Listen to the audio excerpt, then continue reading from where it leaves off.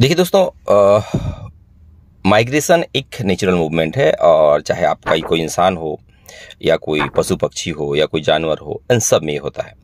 तो देखिए माइग्रेशन बहुत सारे कारण से हो सकते हैं। जैसे आपने सुना होगा कि बांग्लादेश रोहिंग्या एक दूसरे देश से प्लान कर रहे हैं, और या फिर आपने अभी यूक्रेन का देखा हुआ, यूक्रेन के लोग माइग्रेशन कर रहे हैं।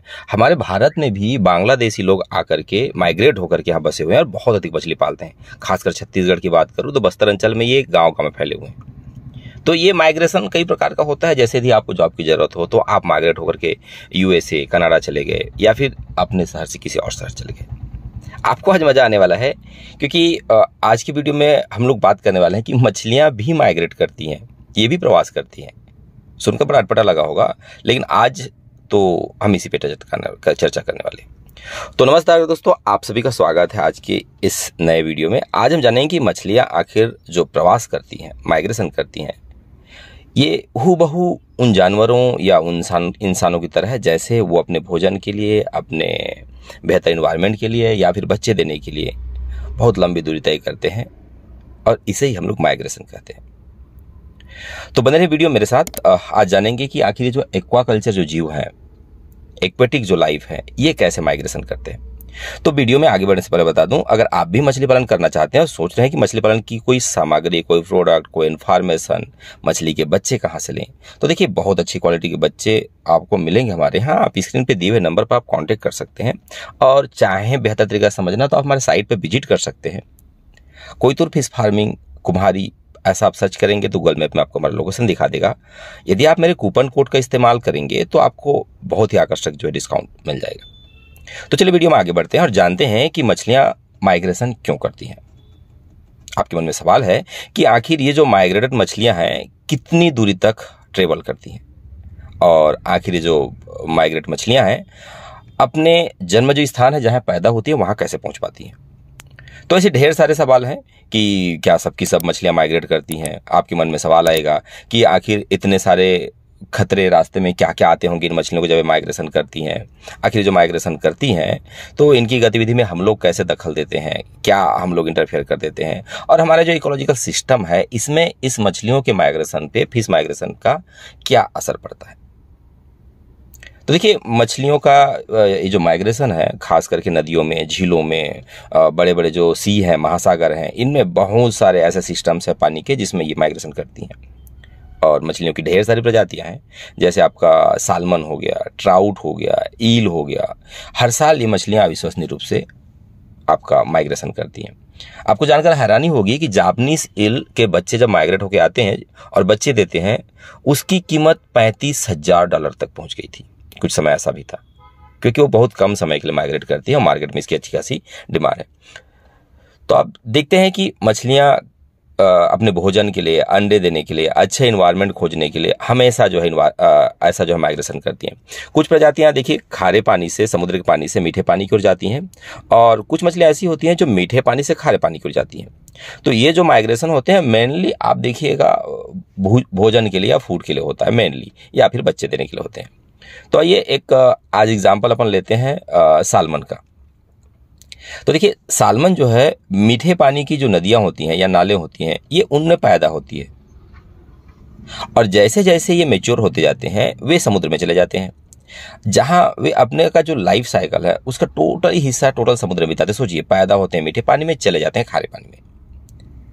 लेकिन अगेन जब इनको बच्चे देने की बारी आती है, प्रजनन की बारी आती है, तो वे नेचुरली आप उन मीठे पानी की धारा में लौट आते हैं जहां वो कभी पैदा हुए थे।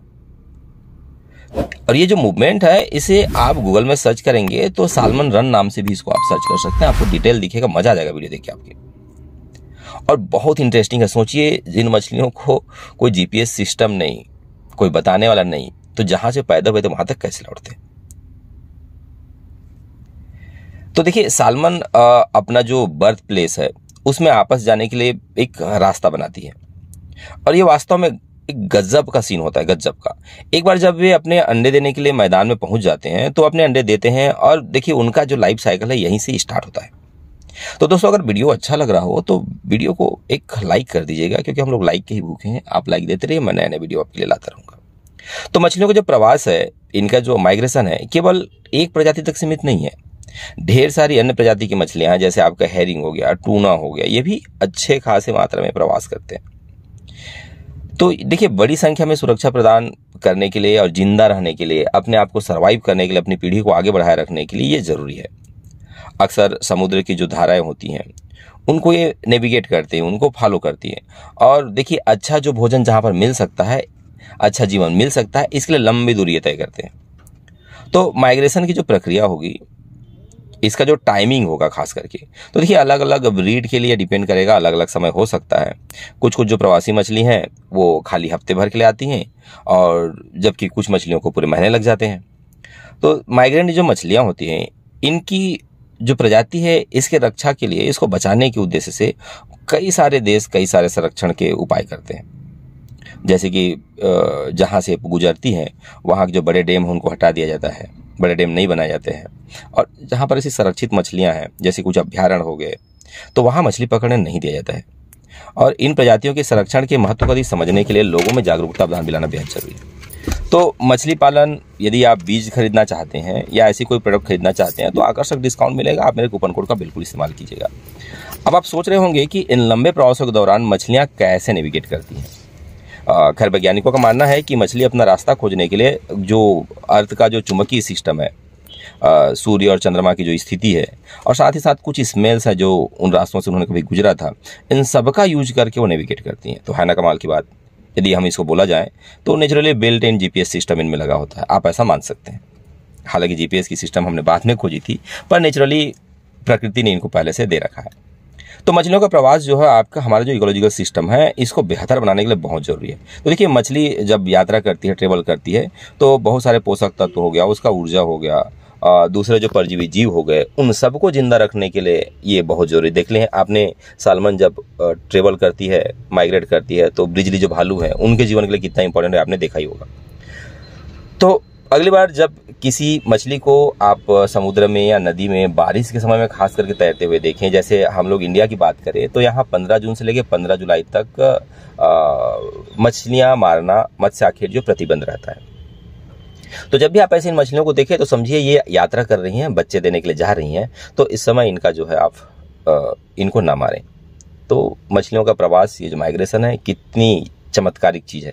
आप देखेंगे, इसके सिस्टम को समझेंगे तो ये सिस्टम को बनाए रखने के लिए, नेचर को बनाने के लिए कितने ही काम किए। तो आज की वीडियो में बस इतना ही।